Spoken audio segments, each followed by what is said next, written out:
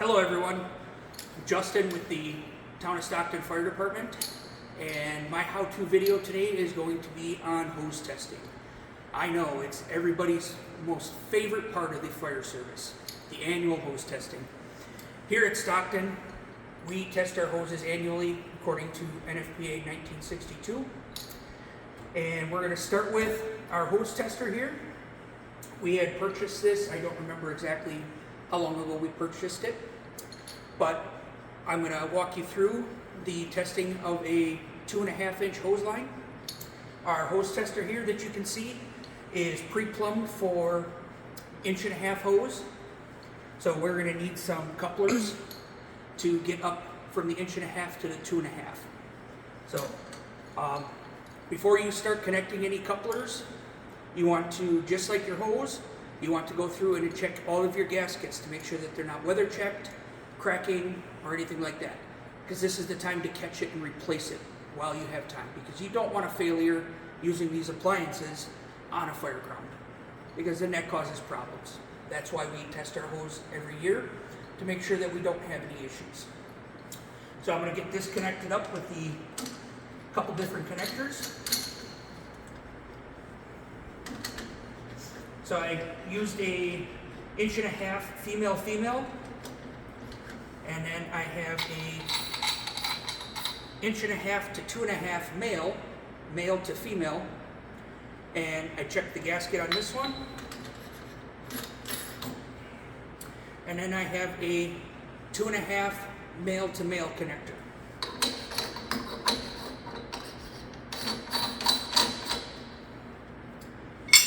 At any time that you're going to be doing any hose testing, you make sure that you grab yourself a set of spanners, because you want to make sure that everything is tight.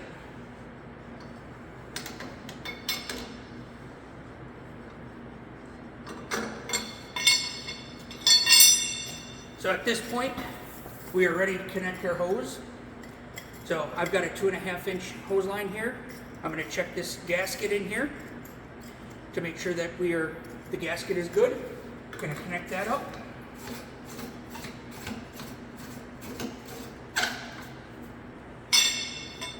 And I'm going to use my spanners to tighten it.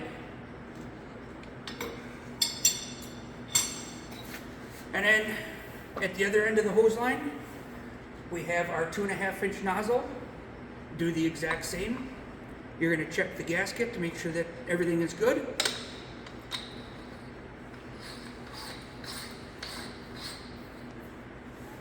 And do the exact same. You're going to get it snugged up with spanner wrenches.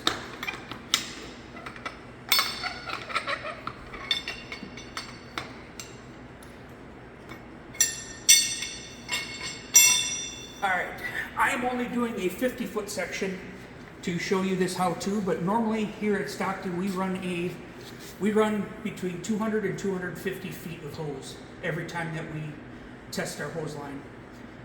According to NFPA, the max is 300 feet, and we test ours to a pressure of 300 psi for 3 minutes. I'm going to straighten this hose out.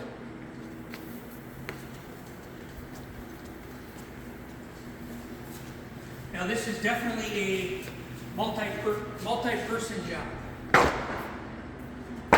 And anytime you're going to be hose testing, you want to make sure that your hose is nice, laid out flat. And at this point, we're going to walk back over to our tester.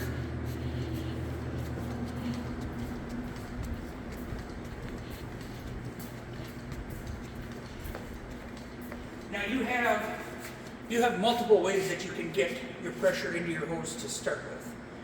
So what we do is we usually use one of our tenders, and we can pressurize the hose line to between 80 and 100 psi with the pump that we have on our tender. And at that point, we connect in over here from where our tender connects in.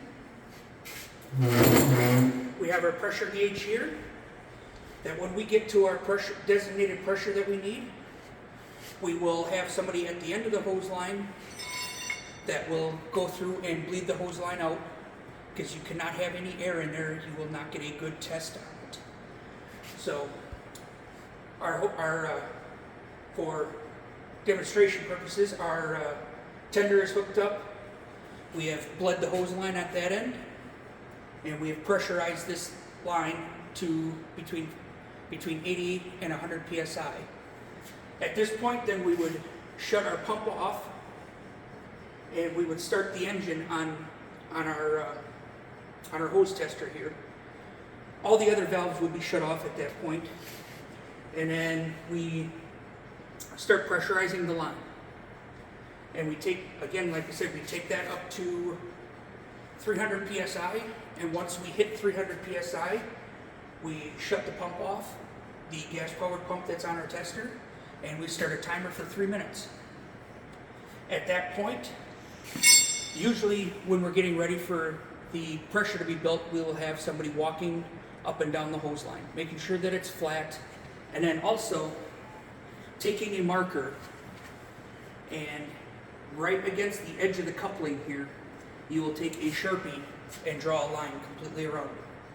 And what that allows us to do is, once we are at full pressure at 300 psi, you can walk the hose line and visually see from a standing position on the ground if the hose line is stretching. If you have too much from the Sharpie marker line that you put on your hose, if you start seeing a gap between the Sharpie line and the coupler, you know that hose line is going to fail. At that point, if you do come across something like that a hose line fails, you document it. We have document sheets that we go by with all of our hose numbers. All of our hoses are numbered, and we document it. We roll the hose up, we tag it, and it goes out of service. And at that point, then the deputy chief or the chief will make the decision on if we're going to get the hose repaired or if we're going to just can it and buy a new hose. So hopefully this was informational for you and to give you the gist on the how-to of hose testing, especially for us here at the Town of Stockton Fire Department. So I would like to make a special thanks to my 9-year-old daughter who is running the camera for me tonight. So thank you very much, Jordan. You all have a good rest of your day.